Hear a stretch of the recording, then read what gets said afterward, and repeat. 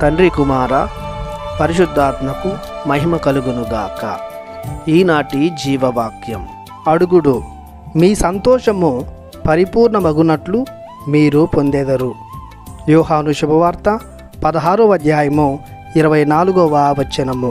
క్రీస్తు ప్రభు తన శిష్యులకు వీడ్కోలు ఇస్తూ, ఇంతకాలము మీరు నాతో ఉన్నారు, మీరు నా నుండి ఏదియూ కోరుకోలేదు. ఇప్పుడు నా నామములో తండ్రిని అడుగుడు, అది తప్పక నెరవేరుతుంది. మీరు సంతోషించేంతగా పొందుకుంటారు, సంపూర్ణంగా నూరంతలుగా పరిపూర్ణంగా పొందుకుంటారు అని ప్రభువు తెలుపుతున్నాడు.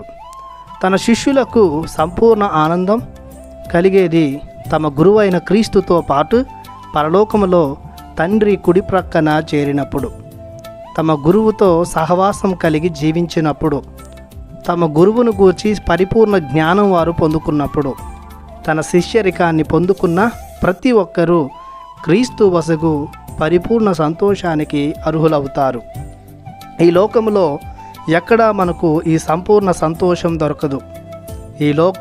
ఈ లోక శక్తులు అన్నీ కొంతకాలమే.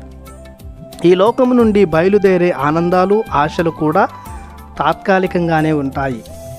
అందుకే ప్రభుని శిష్యరకాన్ని కోరుచున్న, పొందుకున్న ప్రతి ఒక్క విశ్వాసి క్రీస్తు వసగు పరిపూర్ణ ఆనందం కోసం అహర్నిశలు శ్రమించాలి.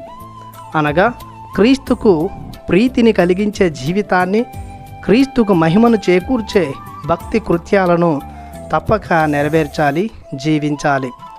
అప్పుడు క్రీస్తు శిష్యులముగా పవిత్రతను, విశ్వాసాన్ని జీవించేవారముగా ఉన్న మనం ప్రభుని అడిగినప్పుడు కొదువ లేకుండా అధికంగా, పరిపూర్ణంగా మహానందాన్ని కలిగించే మేలులను పొందుకుంటాం. కావున ప్రభు చెప్పినట్లు విశ్వాసముతో ప్రార్థనలో యేసుని నామములో అడుగుదాం. ప్రార్థించుదము. పరమ పవిత్రుడవైన మా దేవ, సర్వ పవిత్రతకు ఊటయు మీరే. మీ శిష్యరికాన్ని పొందుకున్న మేమును పవిత్రతను, విశ్వాసాన్ని, మీ ఎడల నిరీక్షణను నిలుపుకుంటూ మీరిచ్చే ఆనందాన్ని పరిపూర్ణంగా పొందుకునే భాగ్యాలను మాకు దయచేయమని నజరేయుడగు యేసునామములో ప్రార్థిస్తున్నాము పరమ తండ్రి. ఆమెన్.